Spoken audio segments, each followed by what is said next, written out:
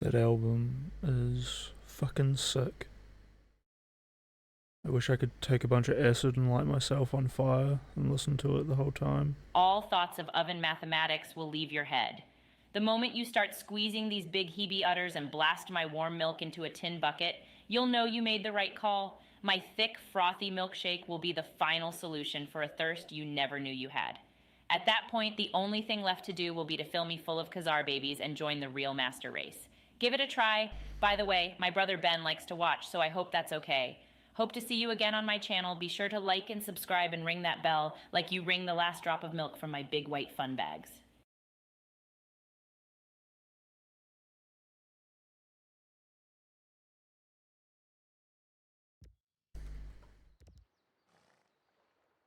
Fucking disgusting.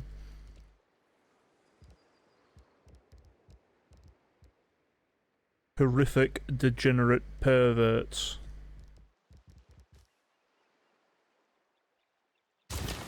I'm naked with my kids. I have sex in front of my kids. I never be ashamed of sex. My son be breastfeeding. I'll be making love to his mom. That's me, bro. That's why I get down around kids. I try to keep their period. I don't want to take their period away by covering myself up. They're going to be ashamed to cover themselves up. And I'm pure at heart. So you can think in your mind, if I let another kid here, I'm going to have to change the way I am so that your kid could be comfortable around me. No, I'm going to be naked as fuck in front of your kids. My son comes up and grabs my penis. I let him grab my penis. I have sex with his mom. I'm making love to his mother. After I'm done, I'm laying there chilling. He grabbed my penis. He's playing with my penis.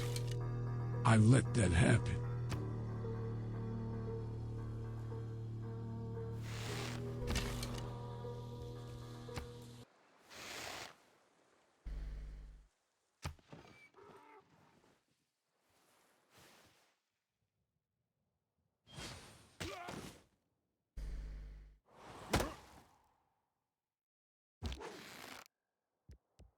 Yes, shit.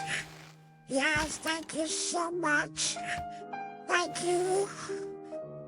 Wait, just what I need, the boss. Just me what I Alright, I'm need gonna go to get a drink. boss. I'll be back. Cause I'm bossing. I'm bossing. I'm bossing.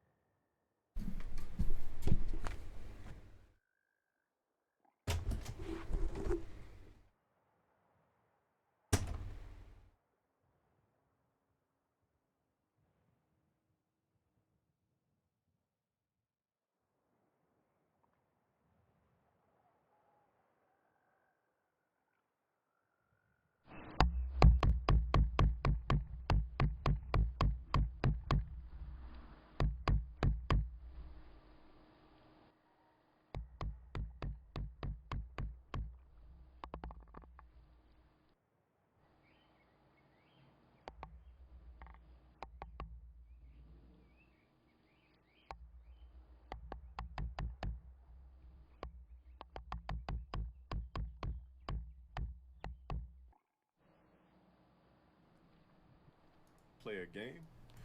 I mean, yeah. I mean, how about this?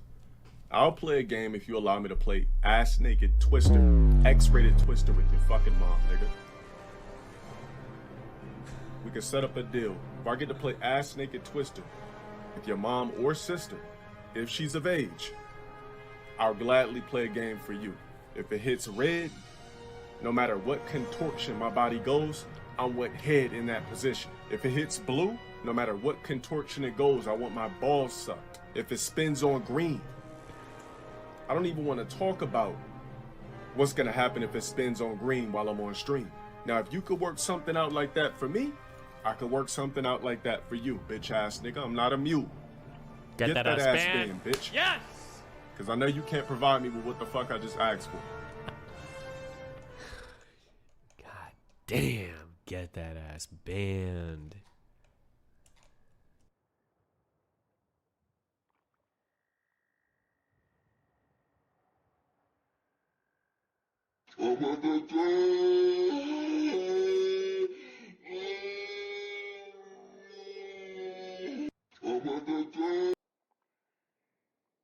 Another Abdullah? Didn't we just kill a guy like this? Or was that his dad's name? No, it wasn't. No, wait, this is the first Abdullah.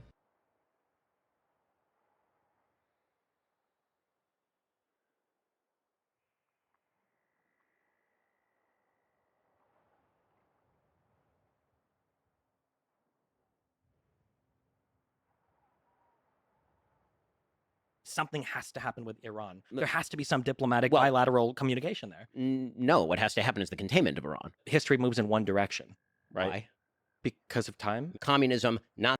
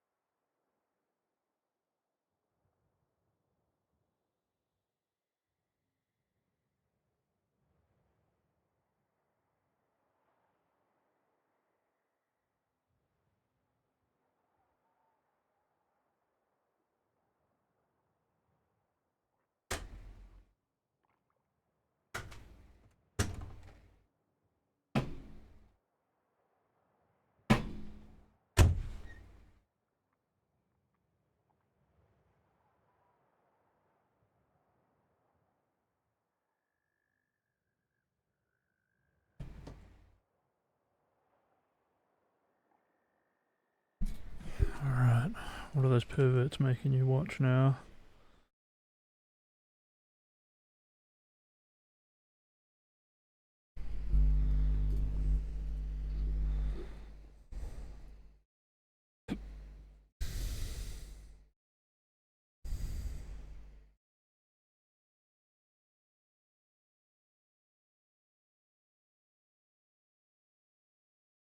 Everybody's able to achieve as much as possible. So on a liberal level, that usually means some people might need a little bit of a boost when it comes to things like education. They might need a little bit of a boost when it comes to providing certain necessities like housing or food or clothing. But broadly speaking, I mean, I'm still a liberal, not a communist or a socialist. I don't believe in the, total command economy, total communist takeover of all of the, economy. But I think that broadly speaking, the government should kind of like kick in and help people when they need it. And that government can and should be big. Not necessarily. I noticed that when liberals talk about government, or especially taxes, it seems like they talk about it for taxes' sake or bigness sake. So people talk about taxes sometimes as like a punishment, like tax the rich.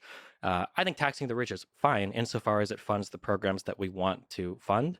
But Democrats have a really big problem demonizing success or wealth, and I don't think that's a bad thing.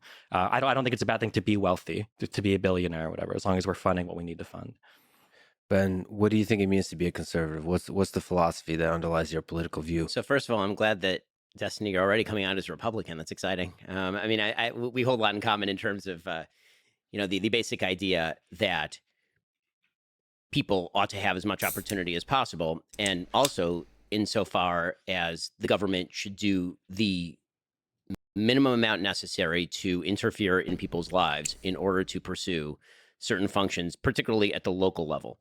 So a lot of governmental discussions on a pragmatic level end up being discussions about where government ought to be involved, but also at what level government ought to be involved. And I have an incredibly subsidiary view of government. I think that, local governments, because you have higher levels of homogeneity and consent, are capable of doing more things. And as you abstract up the chain, it becomes more and more impractical and more divisive to do more things. In my view, government is basically there to preserve certain key liberties.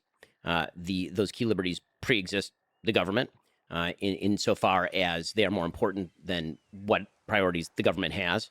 The job of government is to maintain, for example, national defense, protection of property rights, protection of religious freedom.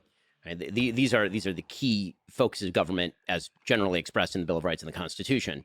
And I agree with the general philosophy of the Bill of Rights and the Constitution. Now, that doesn't mean, by the way, that you can't do more on a governmental level, again, as you get closer to the ground, which, by the way, is also embedded in the Constitution. People forget the Constitution was originally applied to the federal government, not to local and state governments.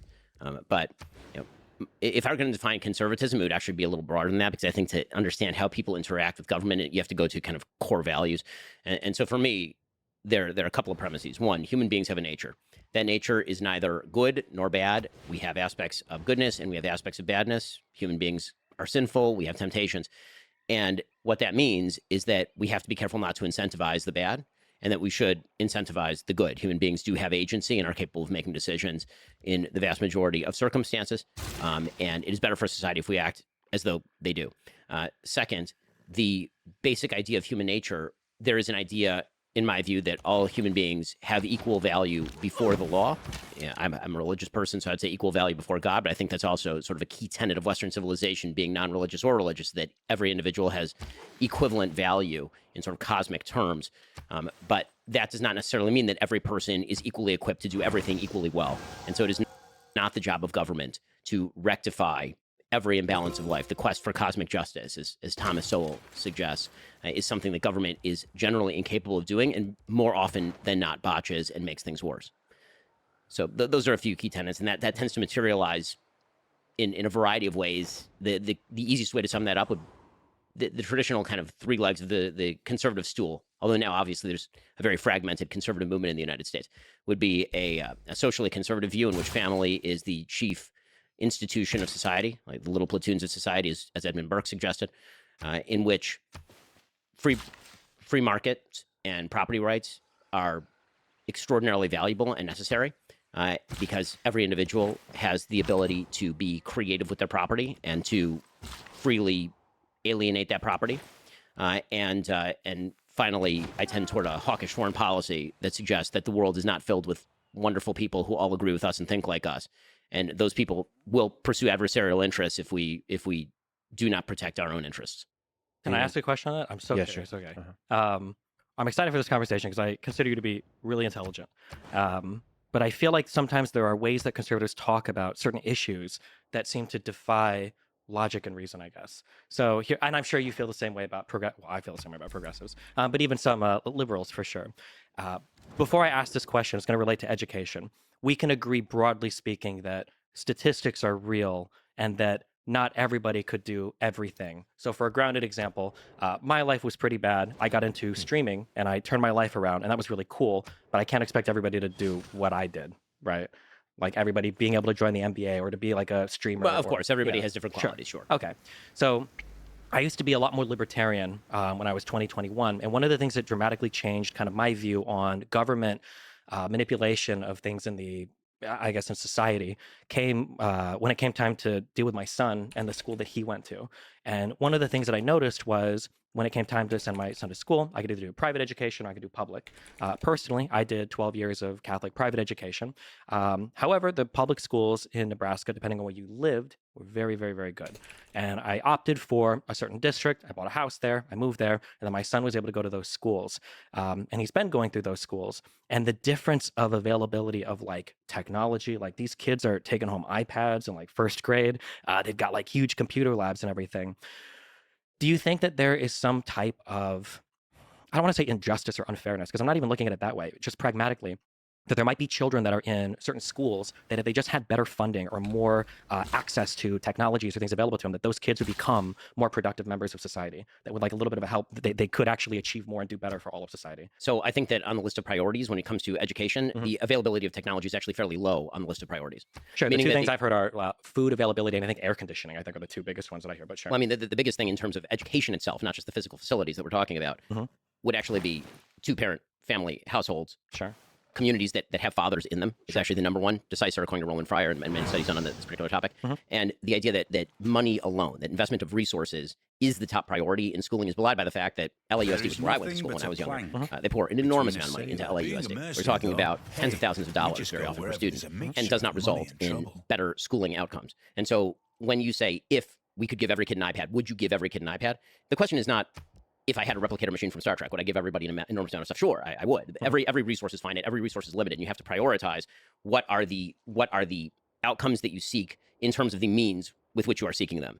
And so, again, I think that the question is I quibble with the premise of the question, which is that, again, the chief injustice when it comes to education on the list of injustices is lack of availability to technology, or that it's a funding problem. I just don't think that's the case. Sure, and I can half agree with you there, but I don't think any amount of changes in the schools will create two-parent households. Right, we can't bring it. I totally agree with you. So that's why I think that the fundamental educational problem is not, in fact, a schooling problem. I think that it pre-exists that. Sure, but then I feel like this is kind of the conservative merry-go-round where it's like, what can we do to help with schools? So two of the things that I've seen, I think, that are usually brought up in research is one is air conditioning, that children in hotter environments just don't learn as well.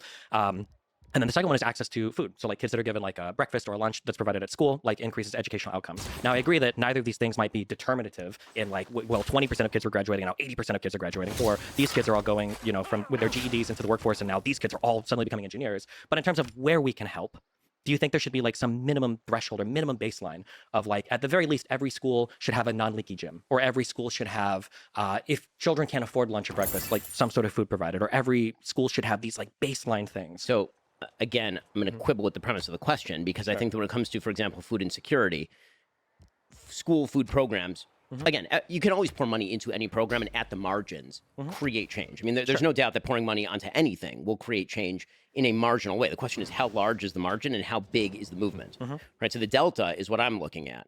And so I think that you're starting at a second order question, which is, what if we ignore what I would think are the big primary questions of education, namely family structure, value of education at home, how much you have parents who are capable or willing to help with homework, what are the incentive structures we can set up for a society that actually facilitate that, how local communities take ownership of their schools is a big one, right? All of these issues we're ignoring in favor of, say, air conditioning or lunch programs. And so in a vacuum, if you say air conditioning and lunch programs, sounds great in a vacuum. In terms of prioritization of values and cost structure, are those the things that I think are going to move the needle in a major way in terms of public policy? I do not. And in fact, I think that many of them end up being disproportionate wastes of money. I mean, I've talked before pretty controversially about the fact that an enormous amount of school lunch programs are thrown out. Like an enormous amount of that food ends up in the garbage can. Is there a better way to do that? If there is a better way to do it, then I'm perfectly willing to hear about that better way to do it. But it seems to me that one of the big flaws in the way that many people of the left approach government is, what if we hit every gnat with a hammer? And my question is, what if the gnat isn't even the problem? What if there is a much bigger substructure problem that needs to be solved in order to, if you're shifting deck chairs on the Titanic, sure, you can make the Titanic slightly more balanced because the deck chairs are slightly better oriented. But the real question is the water that's gaping into the Titanic, right? Yeah, and I agree with you 100%. But again, I feel like we're on the conservative merry-go-round then of never wanting to address. That's not a conservative merry-go-round. I can give you 10 ways. Well, sure, but so like here would be the merry-go-round. I would say that like there is a minimum funding for schools that I think would help children, and then we go, well, the thing that would help them the most is two-parent households. And I go, okay, well, two-parent households actually aren't the problem. The issue is access to things like birth controls, that people don't have children early on. And it's like, but the issue isn't actually birth control. The issue is actually you need a certain amount of money to move out early and to get married and then to have a two-parent household. So it's actually like economic opportunity. No, well, it's not. No, just two-parent household. That's but like, what are the precursors? Don't fuck people before you're married and have babies. Sure, done.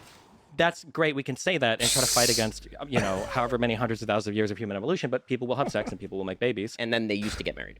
The vast majority of people in this country with kids used to be married. The vast majority of people with kids in this country now are not married increasingly. That is obviously a societal change. Something changed. It wasn't human evolution. But a lot of those things in terms of resting on whether or not people get married have to do with financial decisions. Do you have the money? People are worse off now than they were 50, 60 years ago when the marriage rates were higher. People are delaying the start of their careers because education is becoming increasingly important. So in other words, people are richer now and they have more education now, and yet they're having more babies out of wedlock now because they're richer and have more education. I'm saying that one of the biggest indicators for whether or not somebody's willing to get married is how much money both people are making if they can move out of education are really people different. Don't tend to want to get married at 22 when they've just finished college and they don't have the money to move out and they can't afford a house. Because we have changed the moral status of marriage in the culture, meaning that everyone, poor, rich, and in between, used to get married. By the way, a huge percentage of marriages in the United States used to be what they would call shotgun marriages, meaning that somebody knocked somebody up, and because they did not want the baby to be born outside of a two-parent household, they would then get married. Do we think that shotgun marriages, though, are a way to bring back equilibrium to education? Yes. Yes, absolutely. Yes, 100%. Do we a think child that- deserves a mother and a father? Sure, because that but- is the basis for all of this, including education. Do we think that shotgun marriages are, well, let's say this, do we think that that's a reasonable direction that society would ever take? Or is this like... Yes, it was the reasonable direction for nearly all of modern history. But history moves in one direction, right? Why? Because of time? I mean, people don't think that's in what way is that? And I don't think we've ever regressed yes, social standards back to like, oh, well, let's go 100 years back and do things that, used to exist before. I That's think weird. The like, entire left right now is arguing that we regress social standards by rejecting Roe versus Wade.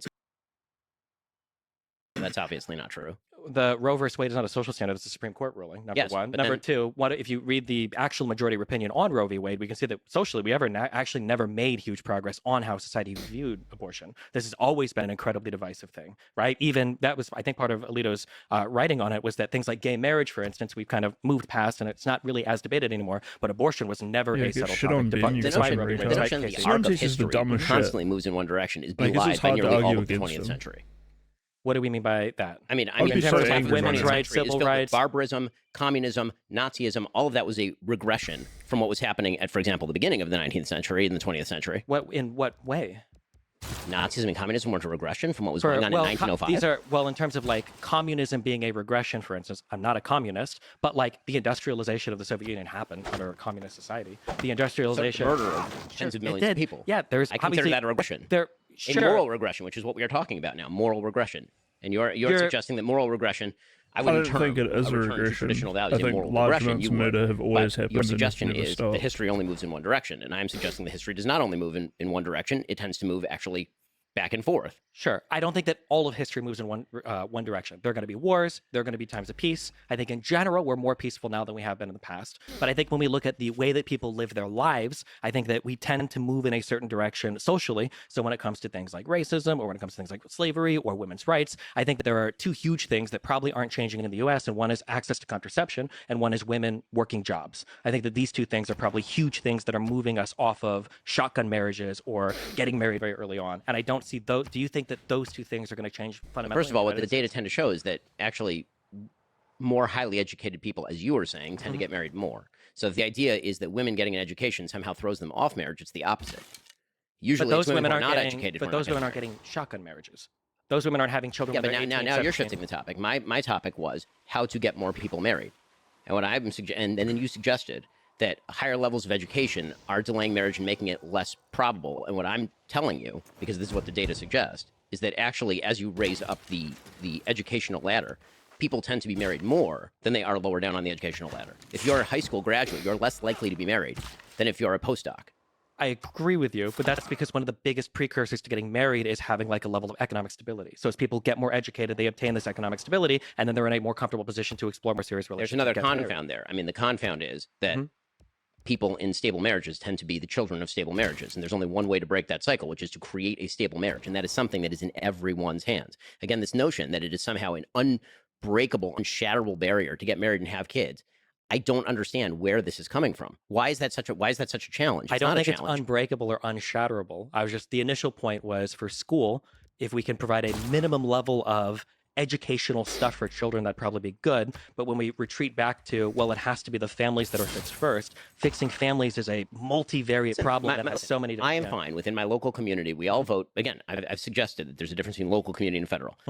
I'm fine with my local community voting for school lunches or air conditioning or whatever it is that we all agreed to do, because the more local you get, the more homogeneity you get in terms of interest and the more interest you have in your neighbors. All of that's fine. I'm part of a very, very solid community. In our community, we give to each other. We have minimum standards of helping one another. All of that's wonderful. When it comes to the actual problem of education, what I object to in the political sphere, and this happens all the time, is everybody is arguing on top of the iceberg about how we can move the needle 0.5 percentage points, as opposed to the entire iceberg melting beneath them. And we just ignore that. And we pretend that that's just, sort of the natural consequence of things. The arc of history suggests that people are never going to get married again. Well, I mean, actually what the arc of history suggests, realistically speaking, is that the people who are not getting married are not going to be having kids. And what it also suggests, the people who are married are going to be having kids. And so the demographic profile actually over time is rather going to shift toward people who are having lots and lots of kids. I'm married. I have 4 kids. Everyone in my community is married. It's like minimum buy-in in my community is 4 kids. Okay. And so what's happening actually in terms of demographics is that the people who are more religious and getting married are having more kids. And so if you're talking about the arc of history shifting toward marriage, I would suggest that actually demographically, over time, long periods of time, not over one generation, over long periods of time, the only cure for low birth rate is going to be the people who get married and have lots of kids. Yeah, I don't necessarily disagree with any of that, but I'm just saying that, again, I know you're upset when I bring up the term merry-go-round. I think that there are good conversations to be had about people getting married because stable families produce stable children that are less likely to commit crime, that are more likely to go to school, that are more likely to be productive members of society, et cetera, et cetera. I'm not going to disagree with you on any of that. All of that is true. It's just frustrating that sometimes when you bring up any problem, all of it will circle back to other things that makes it seem like we can't make any progress in any area without like fixing In something. what way? I mean, I literally just told you that on the local level, I'm fine for people voting for air Yeah, but so conditioning for instance, on the local level, so for school funding is done, I think, generally per district. So what do you do when you have poor districts that can't afford air conditioner for their schools? I mean, the idea there would be that presumably if the society, meaning the state, and I generally don't mean the federal state, I mean like the state of California, for example, decides that everybody ought to have air conditioning, people will vote for air conditioning, and that's perfectly legal. And I don't think there's anything morally objectionable about that per se. I also don't think that that's going to heal anything remotely like the central problem. Sure, and I think that what tends to happen in terms of government is people love arguing about the problems that can be solved by opening a wallet, and nobody likes to solve a problem by, closing their sex life to one person, for example, or having kids within a stable religious community. Like the things that actually build society. I'm fine with arguing about each of these policies. And whether we apply them or not is a matter generally of pragmatism, not morality. It's a matter of incentive structures, not per se morality. Because incentive structures do have moral underpinnings. There's such a thing as, for example, if you're going to use a welfare program, you have to decide how effective it is, to what crowd it applies, where the cutoffs are. Does it disincentivize work? Does it not? All of these are pragmatic concerns. But on a moral level, the generalized objection that I have to people on the left side of the aisle is that they like to focus in these conversations. Very often it feels as though it's a conversation with people who are drunk searching under the lamp for their keys. The problems that they want to look at are the problems that are solvable by government. And then all the problems they don't want to look at, which are the actual giant monsters lurking in the dark, and not particularly solvable by government, are the ones they want to ignore and assume are just the natural state of things. And I don't think that's correct at all. And I 1,000,000,000% agree. And then obviously my criticism for the conservative side is the exact opposite, where there are parts where government could remedy some issues. For instance, children having sex with each other and producing other children out of wedlock. Like sometimes having after-school programs is nice to prevent that. Like I didn't have time for these things when I was in school. I was doing football practice. I was doing cross-country practice. I went in early for a band, I agree with you that sometimes people only focus on one end of the problem. I hate to be that guy, but as somebody that, have you ever watched The Wire? Sure. I'm not going to cite The Wire as a real life example, but like obviously there's only so much you can do in a school when the children coming in are so beyond destroyed because of the family life and everything prior to them even getting to school that day. So I agree. Government is not like the solution to broken families. That would never be the case. And it's actually not the solution to education, depending on the kind of solutions that you're talking about. Some solutions, some solutions, no. Yeah. So the only thing I'm looking at is, as I said earlier, just like these minimum threshold things where it's like, where can government make? Because you mentioned marginal, which I think is a really good way to look at things. There's marginal costs and marginal utility to things, where the first $1,000 per student you spend might give you a huge return, but the extra $20,000 after. Yeah, is just I think these are all pragmatic discussions. Sure, and actually, this is what we used to hash out in legislatures before they turned into platforms for people grandstanding. But yes. Sure. Okay. Yeah. As we descend from the heavens of philosophical discussion of conservatism and liberalism, let's go to the pragmatic muck of politics. Trump versus Biden. Between the two of them, who was in their first term the better president? And thus, who should win if the two of them are, in fact, our choices, should win a second term in 2024? Ben? Sure. So, in terms of actual job performance, you have to separate it into a few categories. In terms of actual performance in foreign policy, I think Trump's foreign policy record is significantly better than Biden's, the world being on fire right now being a fairly good example of that. And we can get into each aspect of the world being on fire and where the incentive structures came from and how all of that happened in a moment. When it comes to the economy, I think that Trump's economic record was better than Biden's. Doesn't mean he didn't overspend. He did. He wildly overspent. But he also had a very solid record of job creation. A huge percentage of the gains in the economy went to people on the lower end of the economic spectrum. Actually, the gross income to the average American was about $6,000 during his term. The unemployment rates were very, very low before COVID.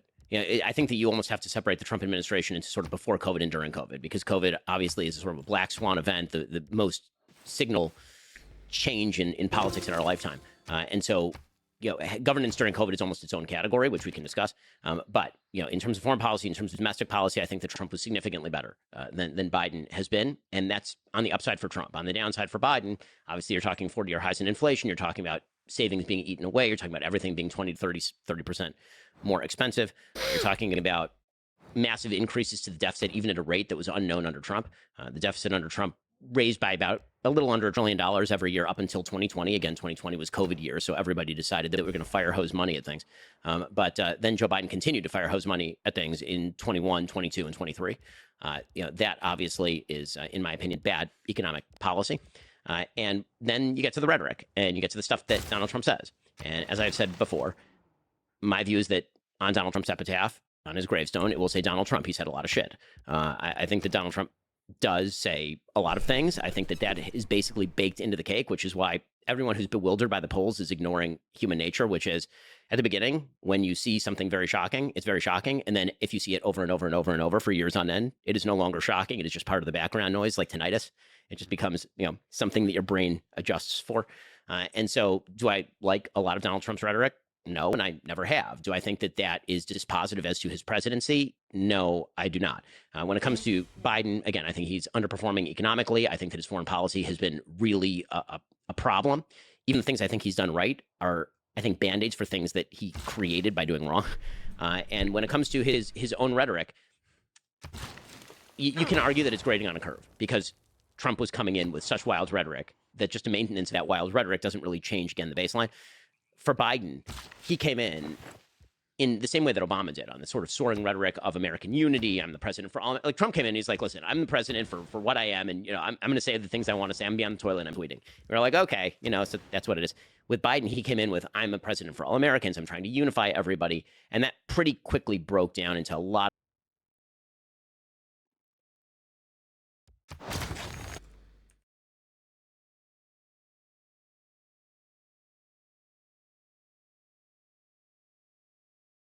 oppositional language about his political opponents, in particular, an attempt to lump in, for example, huge swaths of the conservative movement with the people who participated, for example, in January 6th or who are fans of January 6th.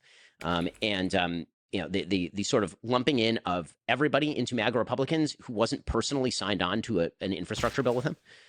That sort of stuff, I think, has been truly terrible. I thought his Philadelphia speech was truly terrible.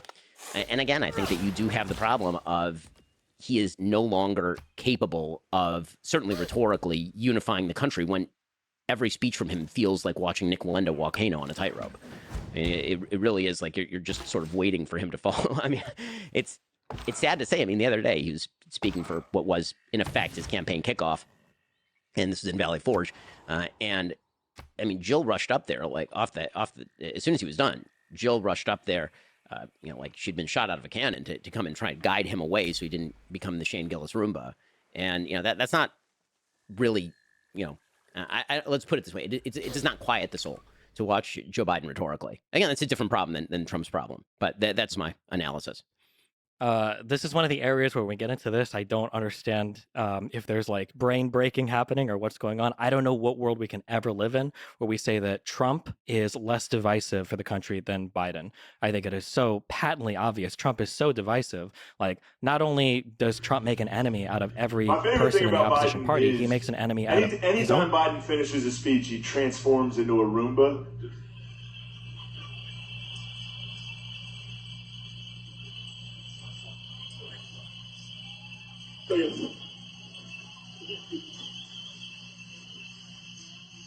Gettysburg Address.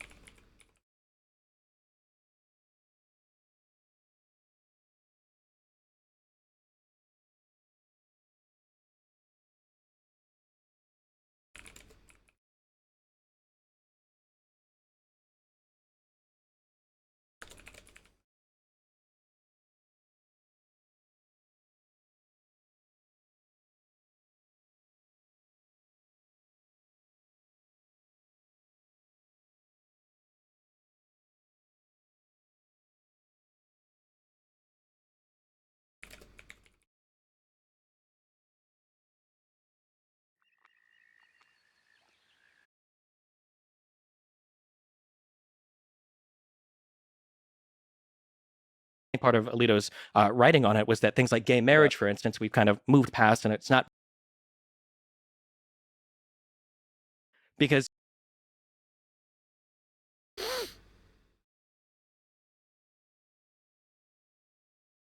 Beach, that for the hurricane stuff, that Biden was there. He was saying, if you guys need aid, however many billions, you can have it. Meanwhile, Trump, I think, was threatening to withhold federal funding from blue states that wouldn't. I think it had to do with the National Guard stuff, the deployment of the National Guard, that they weren't like doing enough for the riots, and Trump was threatening to withhold aid from some of these blue states. Trump is literally the most divisive person in the world. I don't see how on any metric he is ever succeeding in the divisive category. In terms of the economy, I do think it's funny that Republicans are very keen to say that, like, well, we can't really grade Trump, post-COVID, because obviously COVID messed everything up, which is fair. But pre-COVID, what did Trump do? Yeah, he did deficit spending, tax cuts. He presided over historic low interest rates and an economy that was already like blazing past the final years of Obama. We were posting all-time highs in all the stock markets in 2013 onwards. Unemployment rates were falling. Now under Biden, unemployment rates are even lower than they were under Trump. But it sucks that for Trump, we can say, well, we can't really hold him accountable for 2020. That was COVID. Well, all we have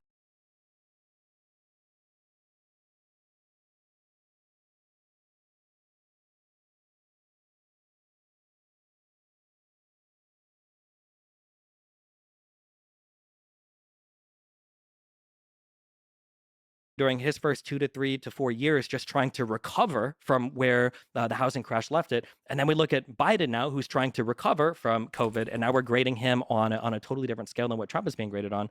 Yeah, that sucks, I think. We can comment go into, on the foreign policy? On the foreign policy, I'm going to be honest, I am very liberal. I'm very not progressive. I'll probably come off as more hawkish than others because I'm not a big fan of this. Which also, if Ben agrees, like I think people like Trump are going to be the most dovish isolationist people ever. They don't want to do anything internationally. They just want to, protect America, be at home, protect our economy, don't do anything internationally, which is why he was constantly undermining NATO and constantly, attacking all of the European Union and, cheering on the UK for Brexiting away from the EU. I think that being said, I think that Biden has done a phenomenal job when it comes to foreign policy. I think that the coalition building was so important for Ukraine, Russia, and I'm so happy that he decided to go to our European allies and our NATO allies and try to build a coalition of people to help Ukraine so that wasn't only the United States. Personally, especially after doing a whole bunch of research, I do tend to side with Israel over Palestine in a lot of the Israeli-Palestinian conflicts. I'm glad that Biden, while remaining a staunch defender of Israel, is trying to rein in some of the more aggressive posturing towards the Palestinians in the Gaza Strip. I'm proud that Biden said, hey, listen, we're going to delay some of these attacks. Hey, listen, we are going to allow humanitarian aid here. Hey, listen, we are going to try to, not kill as many Palestinian people down there, while still, signaling that he would be a staunch supporter of Israel in the conflict, assuming the civilian casualties don't go too high. For foreign policy, blemishes. The biggest one you can give to Biden is Afghanistan and the pullout there. But man, are we going to talk about, the Inspector General report that says that one of the biggest reasons why the Afghanistan pullout was so disastrous was because of the Doha Accords, where Donald Trump headed talks that didn't even include the Afghanistan army. These were disasters. Like when Biden took office, we had 2,500 troops left in Afghanistan. Like, what was the options even afforded to Biden at that point? Obviously, you've got the abandonment of the Kurds in northern Syria, for the Turkish armies to lay waste to. I can talk about Iran and North Korea, although I'm not sure where Ben would land on those. But yeah, that's broadly. Yeah, that's a lot from both. You want to pick at something where you disagree with here? Well, there's a lot. So so I want to ask a few questions on each one of these. Yeah, sure. So let's talk about divisiveness for a second. So there's no one who can make the case that Donald Trump is not divisive. Yeah. Of course, he's incredibly divisive. It's a given. Do you treat Biden's rhetoric with the same level of seriousness that you treat Trump's rhetoric? Or I should probably put that the other way around. Should we treat Trump's rhetoric with the same level of seriousness as Joe Biden or, say, Barack Obama's rhetoric? I'm going to try to be concise when I answer these.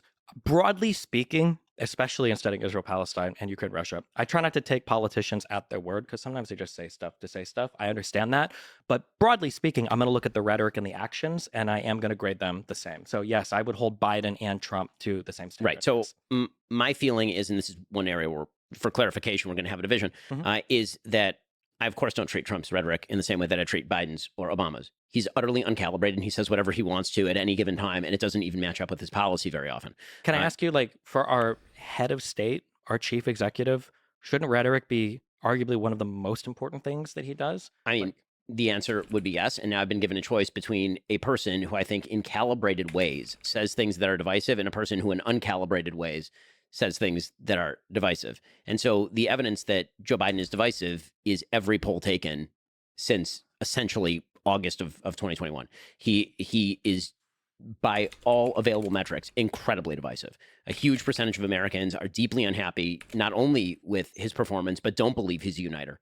That's just the reality. And that may just be a reflection. I mean, honestly, we may be putting too much on Trump or Biden personally. It may just be that the American people themselves are rhetorically divided because of social media, and social media can, in fact, be a cesspool.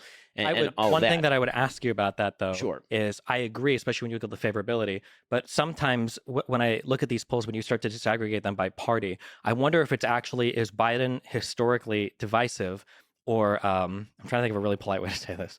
The people that like Trump worship Trump. I don't know. Like, one of the most prescient things that Trump could have probably ever said was that I could kill someone on Fifth Street and nobody would hold me accountable. So is it really that Biden is historically divisive, or is it that every single Trump supporter will always say that Trump is great and always say that Biden is bad? The reason I would say that Biden is, in fact, historically divisive is because Republicans felt much more strongly about Barack Obama than Joe Biden, actually. But they didn't feel as strongly about Trump as they did about, like, Romney or McCain, right? In what way? I mean, and like, the allegiance to Trump. Oh, no, there's certainly more allegiance to Trump than there is to Romney or McCain, largely because Trump won in 2016. But beyond that, the point that I'm making is that if you're looking at the stats in terms of divisiveness, Republicans always find the Democratic president divisive. The question is where the rest of the country is. And right now, there are a lot of Democrats who either don't agree with Biden or, find him divisive. There are a lot of independents who find him divisive. So when we're comparing these things, I don't think they're leagues apart in terms of the divisive effects of what they say. Right. And I'm separating that off from, like, the inherent content of what they say, because obviously what Trump says is more divisive just on, like, the raw level. I mean, if he's insulting people as opposed to Joe Biden doing MAGA Republicans, like, if I were an alien come down from space and look at these two statements, I'd say this one's more divisive than this one. But then there's the reality of being a human being in the world, and that is everyone has baked Donald Trump into the cake. And Joe Biden, again, started off with a patina of being non-divisive and now has emerged as divisive. If you don't mind, I actually want to get to the foreign policy questions, because this one is actually slightly less interesting to me. Sure. Well, you're free to answer. Just one quick thing, I guess, like, because we can say the reality of it and we can look at opinion polls. What if we look at, like, legislative accomplishments? Like, Biden is working on a 50-50 divided Senate. Donald Trump had both houses of Congress and the Supreme Court and got, like, no major legislation passed. Well, I mean, he did lose Congress in 2018, but prior to that, because we got the infrastructure bill, I think, in 1 year, which Trump promised for his entire presidency, didn't get anywhere on it. I mean, yes, his Republican base was not in favor of mass spending on infrastructure, and neither am I. So there's that. I think that's mostly a state and local issue. But they were in issue. favor of mass spending for tax cuts? That's not a spending. I mean, effectively it is, right? Like, effectively, it's not. Well, if you're cutting tax receipts, but you're not changing the level of spending. Biden did with the IRA. I mean, again, we have a fundamental philosophical difference here. I think that when the government takes my money, that is not the government somehow being more fiscally responsible. And when the government allows me to keep my money, I don't see that as the government spending. I see that as my money, and the government is taking less of it. That's great, but at the end of the day, the government is still going to be in a deficit spending, and they're going to have to borrow money from the Treasury. Right, we have a spending problem. In other words, not a receipts problem, is the case that I'm making. The problem with Donald Trump is not that he lowered taxes. The United States has one of the most progressive tax systems on the planet. And in fact, if you wish to have a European-style social welfare state, what you actually need is to tax the middle class to death. I mean, the reality is that the top 20% of the American population pays literally all net taxes in the United States after state benefits and all of this. Sure. So if you actually wanted to have the kind of social welfare state that many liberals seem to want to have, like Northern Europe, for example, you'd actually have to tax people who make $40,000, $50,000, $60,000. And I don't want that. I agree with that. But So- how do you explain the lack of legislation? I mean, If he's, like, such a uniter. because I think the Republican Party itself is quite divided, and I think that Trump's. But isn't that his job? He's the head of the Republican Party. He's the Republican president of the United States. I mean, again, I don't think that Joe Biden has passed wildly historic legislation. the infrastructure bill was the largest, like. So here's the problem: if you're a Republican, the only bills that you can get consensus on tend to be bills that either that let's be real about this, that are tax cuts, because as you would, I think, agree with. Mhm. When it comes to polling data, Americans constantly say they want to cut the government, and then the minute you ask them which program, they have They no don't idea wanna what cut they're anything, of right. course. Exactly, and so it's much harder to come up with a bill to cut things than it is to come up with a bill to add things. Which is why spending was out of control under Trump as well. But there are some Republicans who still don't want to spend on those things, right? So inherently, the task that this goes back to the first question. The task that Republicans think government is there to do is different than the task that Democrats think that government is there to do. So the way that the very metric of success for a Democratic president versus a Republican president, namely, for example, pieces of legislation passed, as a Republican, one of my goals is to pass nearly no legislation because I don't actually want the government involved in more areas of our life. I want to ask a couple questions on the foreign policy front. Yeah. Okay. Wait. Real quick. Just so, for instance, like Donald Trump wanted to punish China, and he wanted to bring microprocessor manufacturing to the United States. Biden did that with legislation, with the CHIPS Act.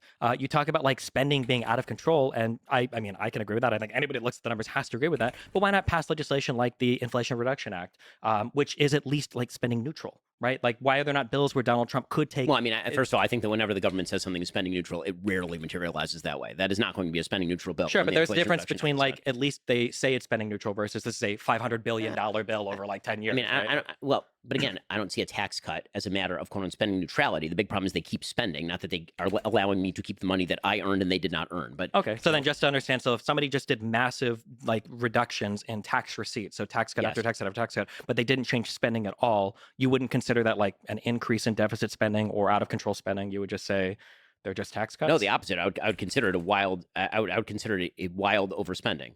Okay. Meaning So then, that, was it under Trump then when he did the tax? I mean, the deficit spending, 2017? by the way, under Biden is way worse than it was under. Of course, but we're in post-COVID, right?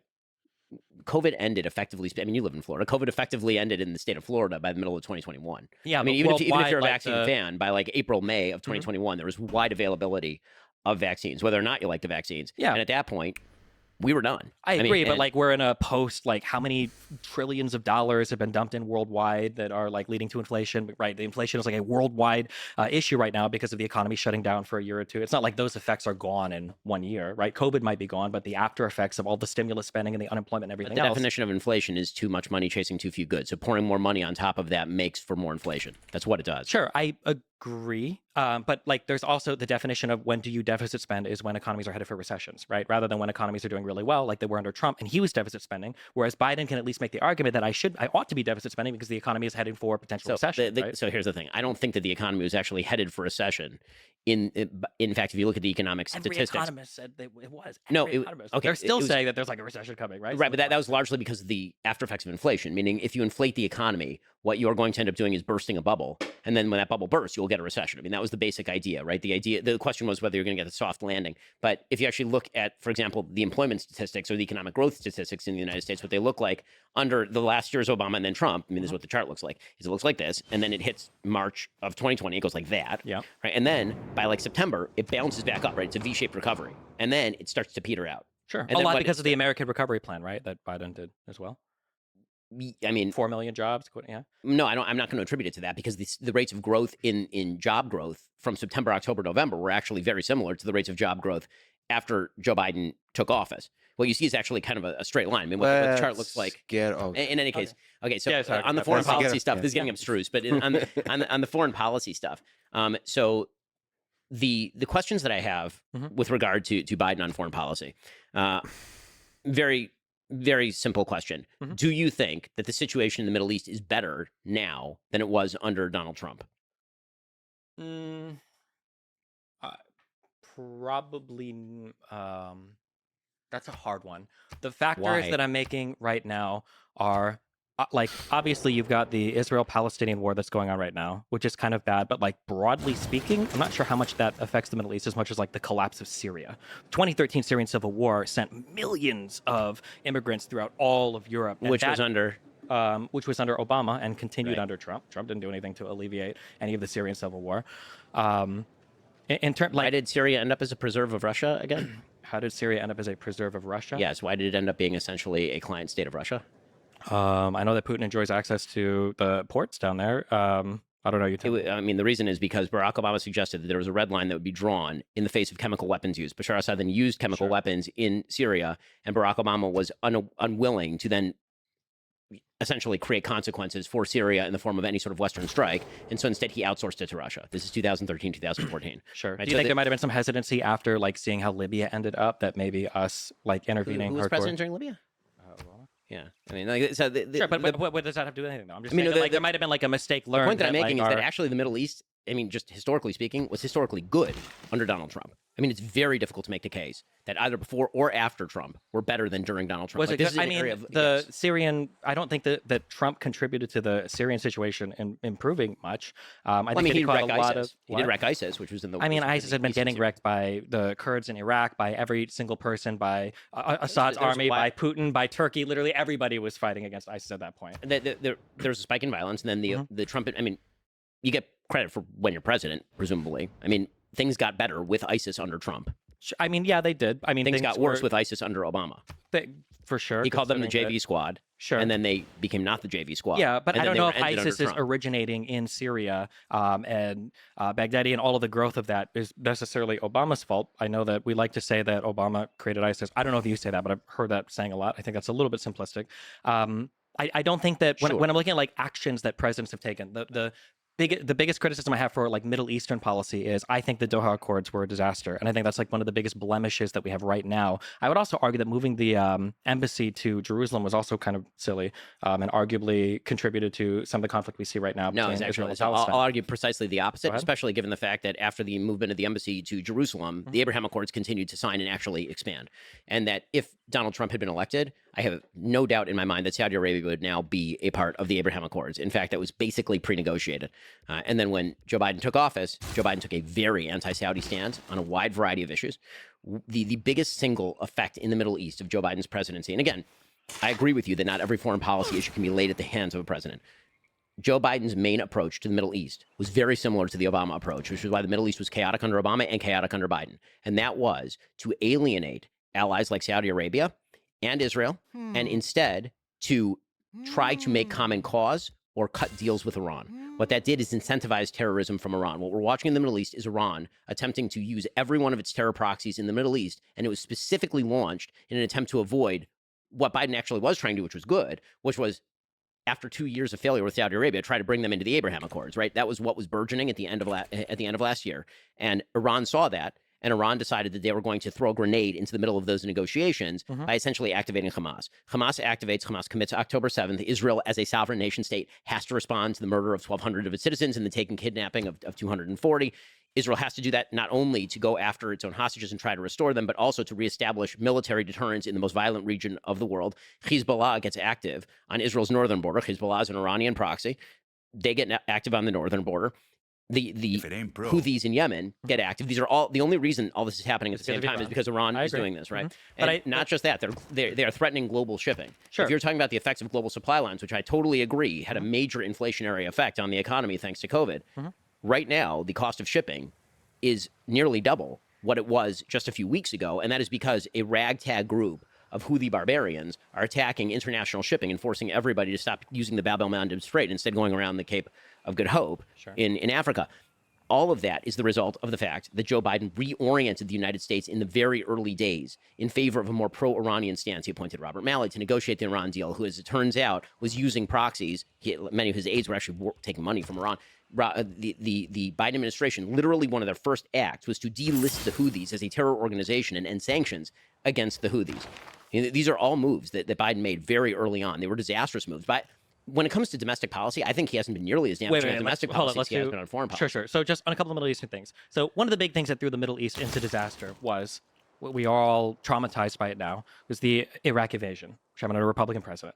Sure. You agree with that, right? Sure. Yes. The deposition of Saddam Hussein and everything that followed after probably contributed more to the growth of ISIS and the destabilization of that entire region, probably more than anything else. I think that prior to Bush, for Clinton, and even at the beginning of Bush's presidency, we were on some kind of road to normalcy with Iran, which I think has to happen, whether we like them or not, until Bush, for whatever reason, decides to throw Iran into the axis of evil. And I need some evidence that we were on a road to normalcy with Iran in the 1990s. We do in the, wait, what? That we were on a road to normalcy with Iran Iran in the 1990s. My understanding is that, from the late 90s and prior to the Axis of Evil labeling of Iran, that there was going to be some path forward to where we could start to normalize relationships with them. I find that very difficult to believe, and I don't see a lot of evidence. I mean, we can just disagree on that. Sure. But we can disagree on that. But I know that once they got thrown into the after effects, just a quick note, the after effect of the Iraq War that was the most devastating was the increase in power of Iran. I agree. Yeah, because of the destabilization of Iraq and Iraq not having a government there that was functional for at least a decade, and was in fact a Sunni government, right? Originally, it was a Sunni government. Disbanding the Sunni army was one of the worst things that the Bush administration did. Banning all the former Ba'ath parties, sectarian, all horrible under a Republican president. But don't disagree that that probably contributed more to ISIS, to the growth of power in Iran, maybe even to the destabilization of Syria, probably more than anything that Obama did. Also.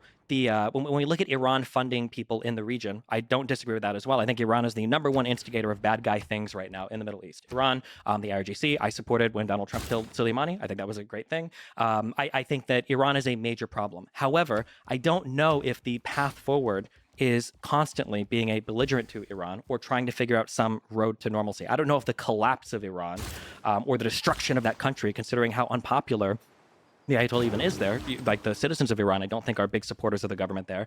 I feel like moving on a path where, let's do our nuclear inspections. We had that Iranian nuclear deal that Trump pulled out of. Let's do the nuclear inspections. Make sure you're not on a way to nuclear weapons. Let's unfreeze some funds. Let's move in some direction where we get on a good term with you. I feel like that's the most important thing that needs to happen in the Middle East. As much as people like to look at the Abraham Accords, who cares if, what was it? Bahrain, I think Oman, I think UAE, Sudan, Morocco. The UAE and Morocco, are saying like all of these people, even Saudi Arabia, already have like de facto normalization with Israel anyway. They're all trading. No, this is, I mean, to pretend that anybody even 15 years ago would have been talking about normalization between Saudi Arabia and Israel is insane. They were already on that path. They had already been they were already de facto trading partners with each other. They had already been collaborating and doing things. That's a wild claim that Israel and Saudi Arabia were going to normalize 15 years ago. 15 years ago might have been a wild claim. But after Turkey, after Jordan, and then in the past like 20 years of like economic relations and ties with each other, all of the leadership in the Middle East, and you'll agree with this,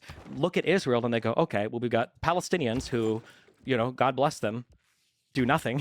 And then you've got Israel, which is on a region with no natural resources to somehow become like an economic giant. They're good to trade with. Their population is educated. They, have military power. All of the leadership in these Middle Eastern countries are wanting to be friendly with Israel and are engaging in trade de facto with Israel. And the idea that like the UAE and Bahrain were brought in to say like, oh, well, now we're going to officially say this.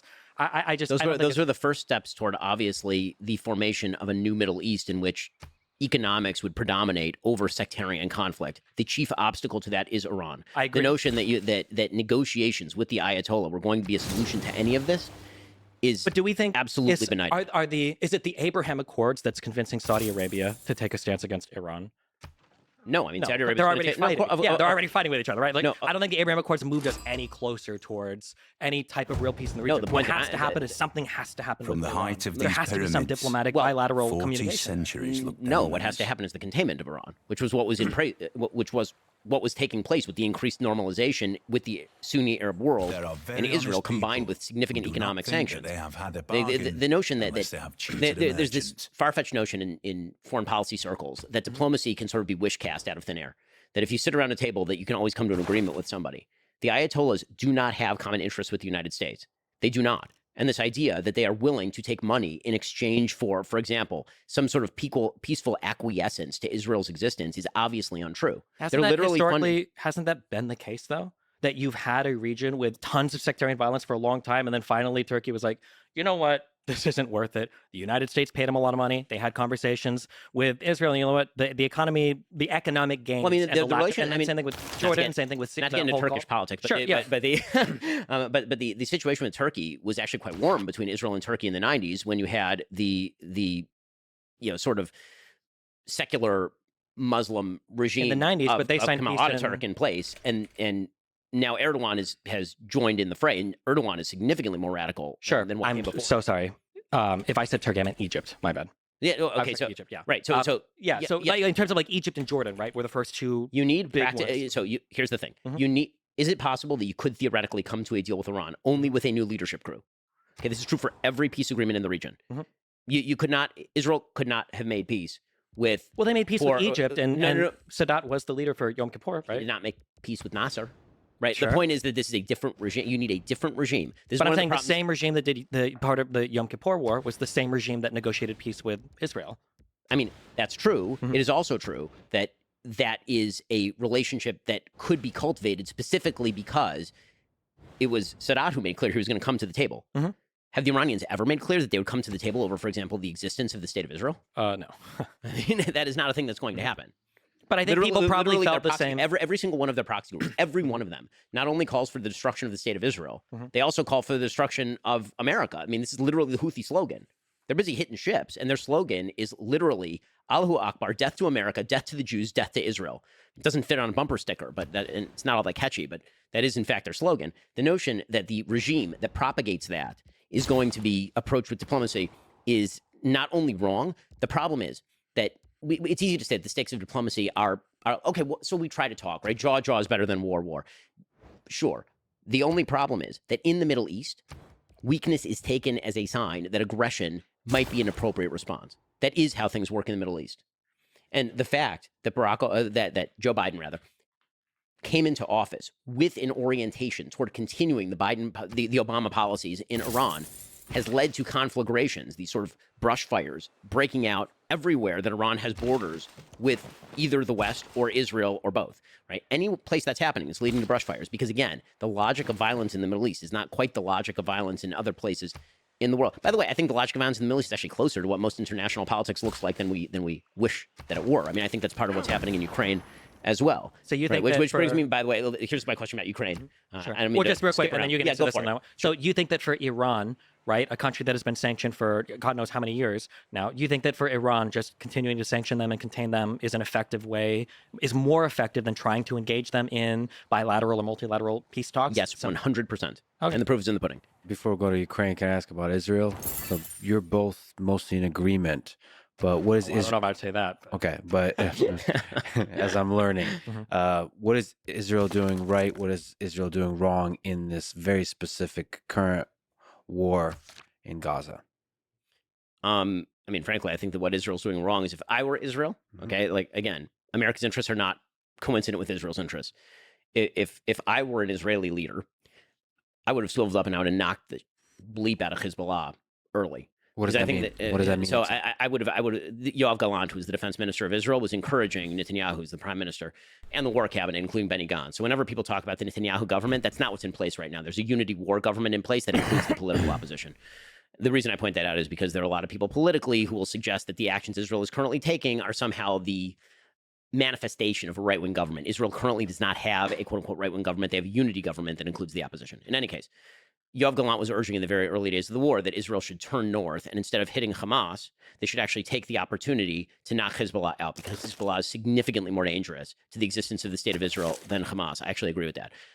As far as what Israel has been doing wrong in the actual war, I mean, I think that, again, from an American perspective, I think that Israel is doing pretty well. From an Israeli perspective, if I were Israeli, I would actually want Israel to be less loose about sending its soldiers in on the ground level. So Israel's attempting to minimize civilian casualties, and the cost of that has been the highest military death toll that Israel has had since the 1973 Yom Kippur War. I mean, I personally know, through 1 degree of separation, 3 separate people have been killed in Gaza. And that's because they're going in door to door. It's because they're attempting to minimize civilian casualties, and they're losing a lot of guys in this particular war.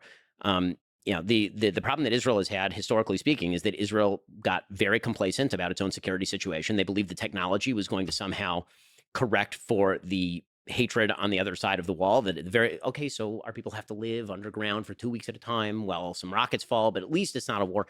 And that complacence, bred what happened on October 7th. So to me, what Israel did wrong was years and years and years of complacence and belief in an Oslo system that is at root a failure, because you cannot make a peace agreement with people who do not want to make peace with you. So that's what I think Israel is doing wrong. I have a feeling there's going to be wide divergence on this point. Maybe. In terms of broadly speaking, I generally oppose settlement expansion. Is a thing that Israel does incorrectly that I think is kind of like provocative to at least all the Palestinians in the West Bank, and it probably energizes hatred in the Gaza Strip for them as well. In terms of conducting warfare, the one thing that I always say to everybody, especially Americans, is you can't evaluate things from an American perspective. It's very stupid. It happened a lot with Ukraine, where people are like, oh, well, didn't they work with the Nazis? And like, weren't the Soviets the good guys? And it's like, well, in other parts of the world, it's not quite as simple. And I think the same is true for Israel-Palestine, that a lot of Americans will analyze the conflict as just being one between only Israel and Palestine, which is not. It's a conflict between Israel and then Palestine, Hezbollah, the Houthis, and Iran. Right now it is. I think that however, one area where I'll break with Ben is I think that minimizing civilian casualties and everything is very, very, very important. I think on the Israeli side, I don't think it's important so that the U.S. will stay with them, because I think the U.S. is probably going to stick with Israel as long as they don't do anything crazy. And I don't even think it matters for the international community. It definitely doesn't matter for the UN, because Jesus Christ.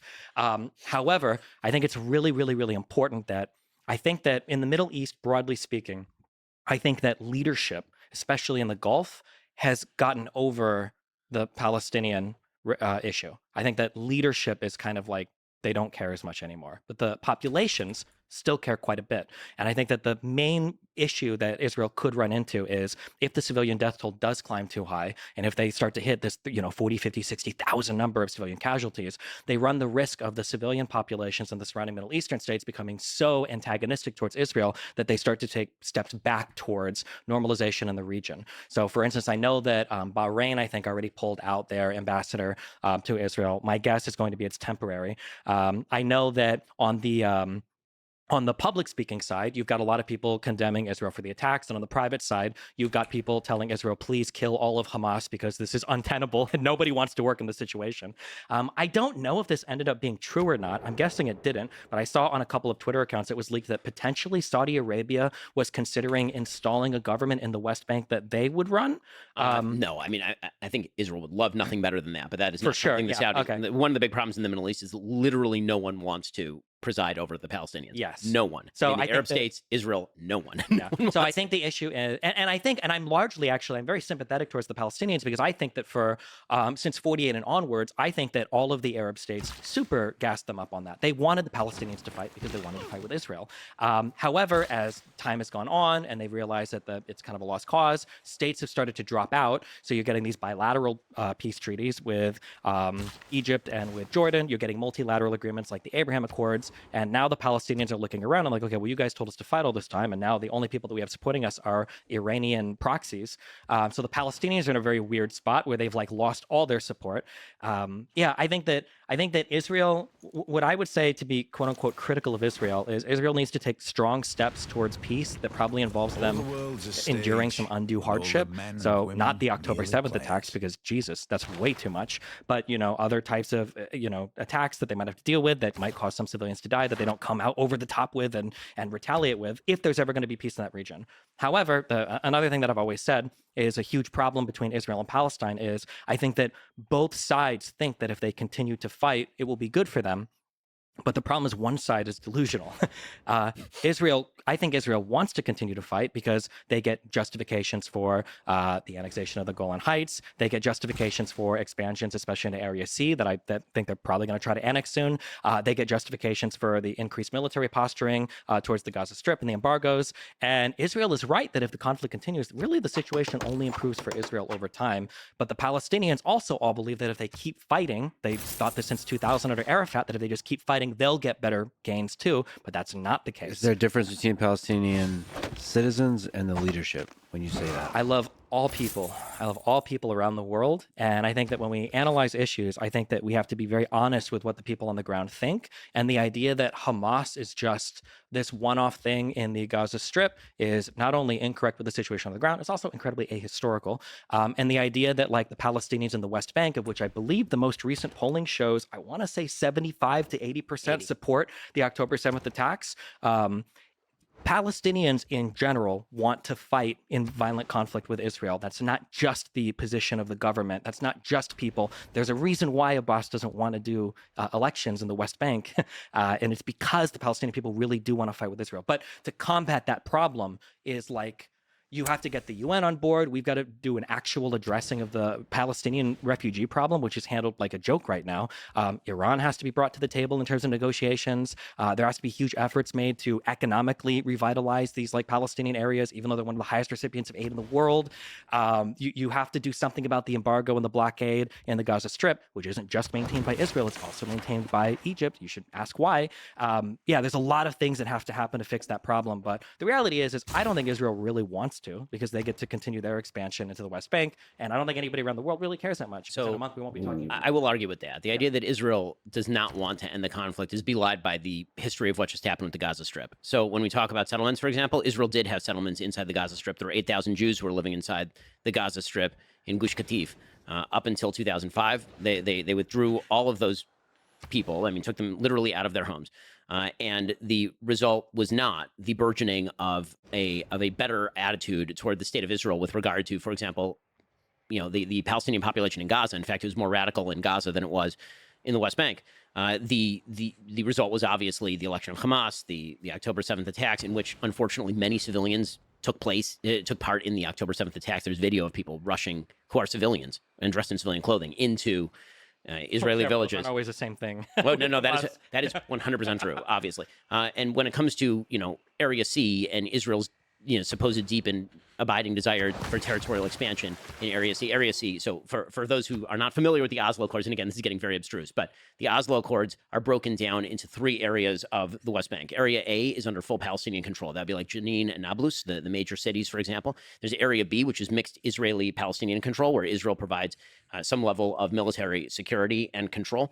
And then there's Area C. And Area C was like to be decided later. It was left up for possible concessions to the Palestinian Authority if the Oslo Accords had moved forward. Those are disputed territories. There is building taking place in Area C by both, actually, no one talks about this, but by Palestinians as well as Israelis. And the question as to whether if Israel stopped building, there have been many settlement freezes in the past, including some undertaken by Netanyahu. And it actually has not done one iota of good in moving the ball forward in terms of actual negotiations. Again, the biggest problem is that the leadership for Palestinians has spent every day since really 67. It's not even 48, because between 48 and 67, Jordan was in charge of the West Bank and Egypt was in charge of the Gaza Strip. And at no point did either of those powers say, hey, maybe we ought to hand this over to an independent Palestinian state, which was originally the division that was promoted by the UN partition plan in 47. Because of that, the leadership post 67 and really starting in 64, the Palestine Liberation Organization was founded in 64, and it called for the liberation of the land. In 64, they had the West Bank and they had the Gaza Strip. So they're talking about Tel Aviv. When it was founded in 64, the basic idea, as kind of indicated by that, was Israel will not exist. And that was a promise that's been made by pretty much every Palestinian leader in Arabic to the people that they are talking to. Yasser Arafat famously would do this sort of thing. He'd speak in English and talk about how he wanted a 2-state solution, and then he'd go back to his own people and say, this is a Trojan horse, and we're going to... If Israel could, if you think that Israeli parents want to send their kids at the age of 18 to go and monitor Jenin and Nablus and be in Khan Yunis, you're out of your mind. You're out of your mind. Israelis do not want that. In fact, Israelis didn't want that so much that they allowed rockets to fall in their cities for full-on 18 years in order to avoid sending soldiers en masse back into the Gaza Strip. True, but I think Israel does want to continue to expand settlements into the West Bank, right? They want to continue to build. They want to have all of Jerusalem, East Jerusalem as well. Well, I mean, East Jerusalem has already been annexed. So East Jerusalem is, according to Israel, a part of Israel. That's not a settlement. Sure. Okay, so there's that. With regard to, does Israel have an interest in expanding settlements in the West Bank? Why would they not until there's a peace partner? Sure, that's what I mean. But I'm saying as long as the conflict continues, because even when you talk but about your suggestion is that they're incentivizing the conflict to continue so they can grab more land. Well, no, let me be very clear. I don't think there's like a plan. So some people say, for instance, they'll take that one quote from Netanyahu and they'll try to say that he was funding the people in the Gaza Strip by allowing Qatari money to come in, even though he was actually speaking in opposition to Abbas, allowing the Gaza Strip to fall for Netanyahu to clear it out for him and then give it back, et cetera, et cetera. I'm not claiming those theories. I'm just saying that I think that Israel will take a relatively neutral stance towards conflict enduring, because as long as the conflict endures and as long as the settlements can expand, I think that ultimately benefits Israel. I think there would be let's put it this way. If suddenly there arose among the Palestinians a deep and abiding desire for peace, approved by a vast majority of the population with serious security guarantees, I think you'd be very hard-pressed to find Israelis who would not be willing to at least consider that in feel return like for we're not like- expanding bathrooms in Efrat. I would have agreed with you on October 6th. I think we're probably a year or two away from that right now. Though. The point I'm making is that Israelis now realize that the entire peace process was a sham, meaning the people who are on the other side of the table were using it as a Trojan horse in the first place. The death of Oslo is not the death of Israeli hopefulness. It's the death of the illusion that on the other side of the table was anyone worth bargaining with.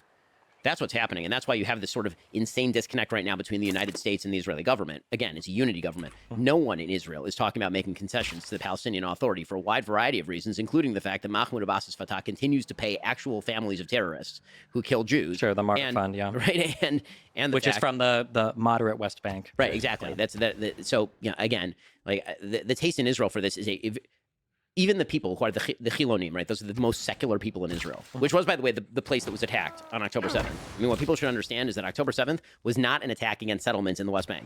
It was an attack on peace villages that were essentially disarmed. And many of these people who were killed were peace activists who were literally trying to work with people in Gaza to get them jobs. I mean, it's just, it's mind-boggling. That's why you've had this ground shift in Israel. The next 20 years in Israel is going to be about security and economic development, period, end of story. Everything else goes second, third place. And I will say I agree essentially with everything you're saying. Not to loop back on another topic, but this is one of the reasons then why I was so critical. I don't want to say critical, but like kind of nonchalant about the Abraham Accords, because they didn't address anything with the Palestinians whatsoever. They brought in countries that weren't super relevant to the conflict. They didn't bring in Qatar, which is where a lot of the money and support for the Gaza Strip comes from. They didn't involve Iran at all. They involved bilateral. No, but it totally changed the mentality. And this is why what I'm seeing right now, this is why, listen, I think that Biden has done better than I certainly expected him to do in terms of support for Israel. Like Obama was way less supportive of Israel than Biden by every metric. With that said, the rhetoric that he's been using recently and that Blinken have been using recently about Israel needs to make painful concessions for peace, recentering this issue at the center of relations in the Middle East is doomed to failure.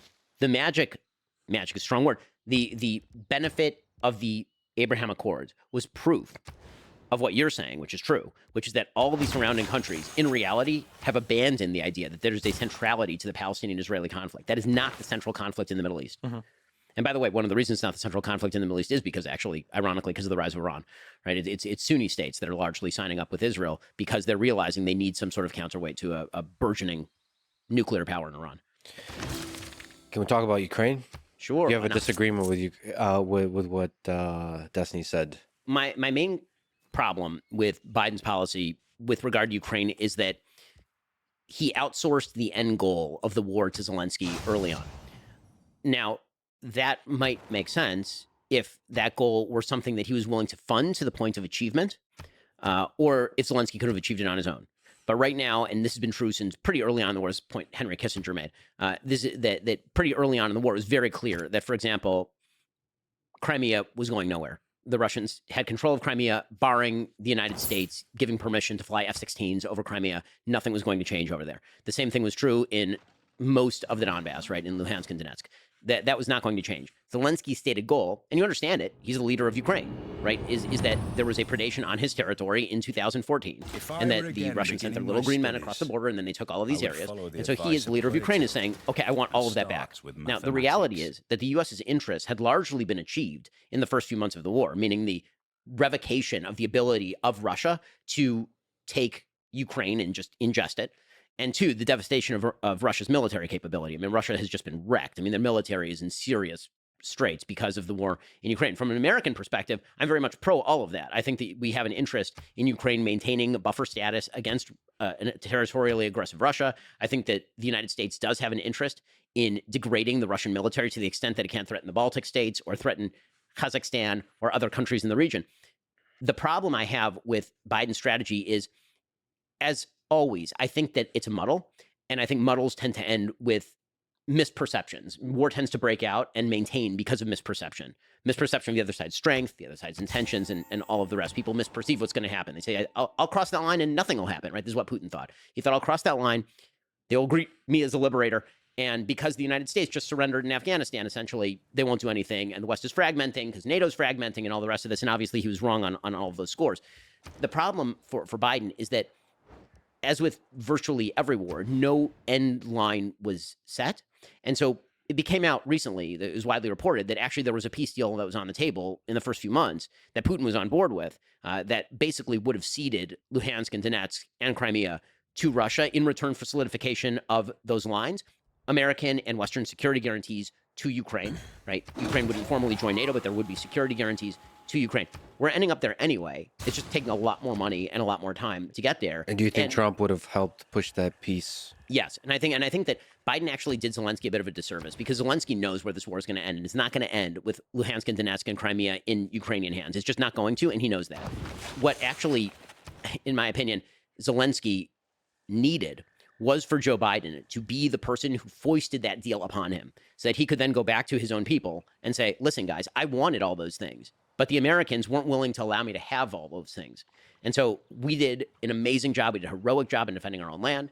We devastated the Russian military, even though no one expected us to. But we can't get back those things because it's unrealistic to get back those things because America basically, they're a big funder and they're the ones who want the deal. Instead, what Biden said, and this was reported in the Washington Post last year, the Biden administration said, we're going to fight for as long as it takes with as much as it takes. And when they were asked until when, they said, whatever Zelensky says. And that's not a policy. That's just a recipe for a frozen conflict with endless funding. Now, it may be that Putin has walked away from the table and that deal is no longer available. If that deal is available right now, I certainly hope that's being pursued behind closed doors. My main critique, again, of Biden is that when you outsource the end goal to another country without stating what America's interest is, that's a problem. I also think that Biden did really quite a poor job of sort of explaining what America's realistic interests are. I don't like it when American leaders, it's weird for me to say this, but I'm not a huge fan of the we're in it to protect democracy kind of rhetoric, because frankly, we are allied with many, many countries that are not democracies, and that's not actually how foreign policy works. We should, as an overall, 30,000-foot goal, advance democracy and rights where we can. But the reason that we were fighting in favor of Ukraine, and when I say fighting, I mean giving them money and giving them weaponry. The reason that we were doing that in favor of Ukraine is not because of Ukraine's long history of clean voting and non-corruption. The reason that we were doing that is to counter Russian interests in the region. I mean, it was a pure realpolitik play. And that realpolitik play is hard to deny no matter what side of the aisle you're on. I think that what many Americans are reverting to is we have no interest there. Why are we spending money there and not spending money here? And that kind of stuff. And that argument can always be applied unless you actually articulate the reason why it is good for Americans beyond simply the ideological for the United States to be involved in a thing. So, for example, I think right now, when Biden is talking, I think that what Biden just did, the United States, as we speak, is striking the Houthis. I think that that's a really, really good thing. I think that's a necessary thing. And I think American people should understand why that is happening. It's not because of quote unquote ideology. Mm-hmm. It is, I mean, on a very root level, but really it's because you're screwing up the straits. I mean, you can't do that. You can't screw up free trade. And Americans have an interest in not seeing all of our prices at the grocery store double and triple because a bunch of ragtag pirates, akin to the Barbary pirates from 1800, are bothering everyone. Right. So Ben said a lot there. Do you disagree with any aspect on the Ukraine side? A little bit, yeah. I think on the macro, I agree. Maybe we get into the weeds a little bit on some things. On the final thing that he said, though, I wish that Americans could have honest conversations about foreign policy. I think that it would just be better for everybody. I don't know if it's, Red Scare after the Cold War, where it was like literally, the behemoths, we're fighting against communism. And we felt like after 91, every single foreign policy decision needs to be able to be explained in like 7 words, like he's the bad guy and that's it. I wish we had more honest conversations about what our foreign policy interest is in a particular region, because I don't think most Americans honestly could even articulate why Israel would be an important ally, or why it's important to defend Ukraine against Russia, or why should we care about Taiwan at all. I don't know if most Americans could articulate anything there, even though they might have very strong opinions about why we ought to be involved in certain conflicts. So I do agree with that. I wish we had more honest conversations about foreign policy.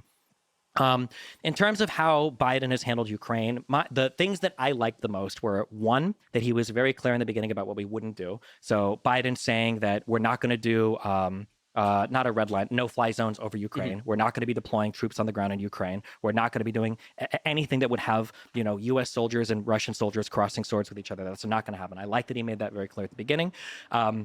And I like that he coalition built between NATO and the EU to get people to send funds, training, soldiers, airplanes, and everything to Ukraine. I thought those two things were really good. In terms of basically writing Zelensky a blank check, I would like to hope that Biden and the entire United States learned a lesson from Iraq and Afghanistan, that open-ended missions with unlimited budgets and no clear goal are like the worst foreign policy decisions you can ever do. They've like defined U.S. foreign policy for the past 2 or 3 decades, which is unfortunate, but seems to be the case. My feeling would be, and this is just a feeling, I don't know if internal cables have leaked that say otherwise, is the Biden administration has probably always had a quiet position of at some point there's going to be an off ramp here. And I think even a month or two ago, I think those talks were being leaked, that discussion had begun with Zelensky looking for an off ramp. But publicly, of course, the United States is never going to come out and say, we are going to support you guys to fight as much as you want for 3 months. And then after that, it's no more. Obviously, that can't be the statement. It's always going to be that we're going to support you in your fight against Russia. Yeah, we tried that under Obama with Afghanistan. It was terrible. Sure. Yeah, you can't. We'll escalate the troop levels to X, but only for 6 months, and then we're you just can't do that. It's always going to come off as we're going to support you forever, and as long as it takes, and as long as you need, whatever we have to do to defend freedom and democracy in your country. And any other statement would be absurd. So I can understand why it feels like on a public level, a blank check and an indefinite time period was granted to Zelensky, but I don't think that's going to be the case. I think I hope we've learned our lessons in the Middle East about the forever wars, that this isn't going to be a forever funding to Ukraine to fight for as long as they want. I do disagree. I feel like we're playing a little bit retrospectively, saying that like, well, it's obvious that they're not going to capture the Donbass. It's obvious that they're not going to capture Crimea. I agree for Crimea, that was incredibly obvious. But it was also really obvious that in 2 weeks, Russia would own Kiev and Ukraine was going to be Belarus 2.0. I think that even for a lot of military people, and analysts around the world, that was an expectation, or at least a significant probability. Nobody knew, the phrase that's thrown around now is paper tiger, that Russia's military was as ill-equipped as they were. So I can understand why, especially if you're Ukraine and if you've repelled an invasion from one of the world's largest armies, why you might feel like, well, fuck it, let's fight for a few months, let's fight for a year, let's see what happens. And I can understand the United States supporting them, but I agree that there has to be some reasonable off-ramp where we're not going to fight forever. I think the U.S.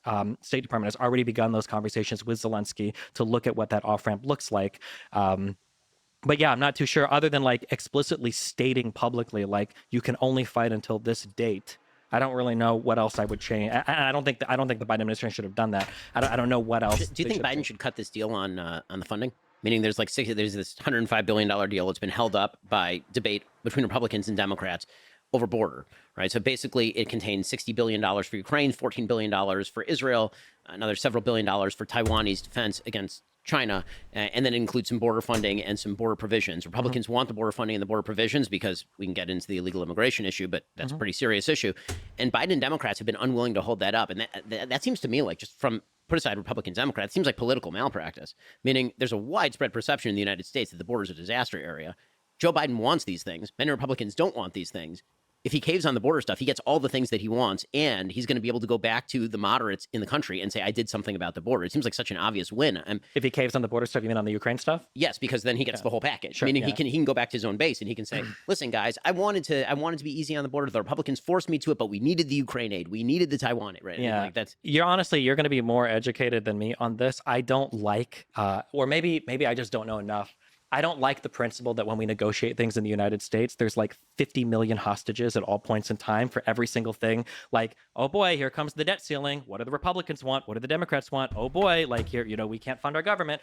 But I mean, obviously the argument is going to be that if the Ukraine funding doesn't come in this bill, and if Biden and his administration feel like it's really important, that not unilaterally, but as a single issue, it's not going to pass. So I would say that at this point, and I don't know what the conversations look like between the Biden administration and Zelensky, I would say at this point that it's probably fair to start making contingencies on the money that we give to Ukraine, that listen, like this conflict has, waged on now. Like now we need to start looking for potential peace. We can't just write you an unlimited check. So, I mean, if those strings are attached, I'd be okay with it. But the broader question of like, is it okay to make this particular piece of legislation with all this funding contingent on the Ukrainian funding? I mean, that just seems to be the way the government works now, unfortunately. Quick pause. Bathroom break. One of the big issues in this presidential election is going to be January 6th. It's in the news now, and I think it's going to become bigger and bigger and bigger. So, question for Destiny first. Did Donald Trump incite an insurrection on January 6th, 2021? Absolutely. This is probably ignoring every other issue we've talked about, of which I think there are plenty that I would say disqualify Trump from holding office. I think that the conduct and the behavior leading up to and including January 6th, I think is wildly indefensible. I am excited to see Ben try to, the 3 to 4 stages are the taking what I think any reasonable person would say, knowingly false information about elections being rigged or ballot boxes being stuffed or Ruby Freeman, running ballots 3 times in Georgia, taking that knowingly false information and trying to call state secretaries and stuff to have them flip their electoral vote. That was horrible. The plot that Eastman hatched in order to have these like false slates of electors where all 7 states had citizens go in and falsely say that they were the duly elected electors that could submit votes to Congress. That was insane. That happened.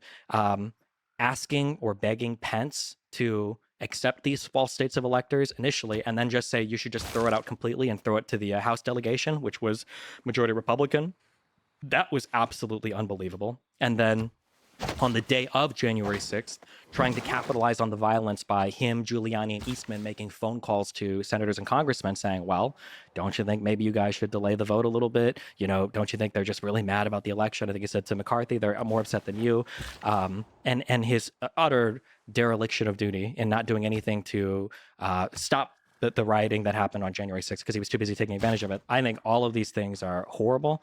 I look forward to seeing the Jack Smith indictments play out in court, maybe even the Georgia RICO case. But yeah, I think all of these things are unfathomable. And I think when you look at the plot from start to finish, clearly the goal the entire time was to circumvent the peaceful transfer of power. That was the goal from start to finish, whether it was through false claims, whether it was through illegal schemes, or whether it was through violence at the Capitol to delay the certification of the vote.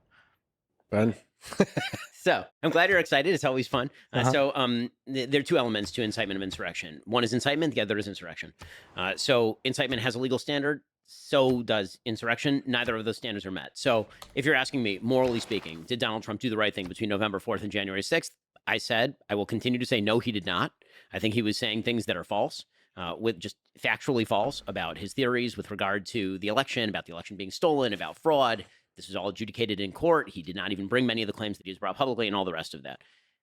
If we're talking about incitement of insurrection as a legal standard, it doesn't meet any of those standards. When it comes to incitement, it has to be incitement to immediate lawless action. That's the standard for incitement. And I'm very meticulous in how I use this because I happen to speak publicly a lot, and that means there are lots of people who listen to me, which means some of those people are probably crazy. And some of them may go and do a crazy thing. Did I incite them? The media tend to use the word incitement very loosely with regard to this sort of stuff in the same way that Bernie Sanders, quote unquote, incited the congressional baseball shooting. He did not. Bernie Sanders has a lot of things I disagree with. I think Bernie's a schmuck. Doesn't matter. He did not incite that. So saying bad things is not the same thing as inciting violence. Inciting violence, the legal standard in the United States is, I want you to go punch that guy in the face. That's inciting. With regard to insurrection, typically in insurrection, and there are some descriptions in case law, though none in statutory law, as far as I'm aware, the typical description in case law is the replacement of one legitimate government of the United States with another by violent means. The notion that Donald Trump coordinated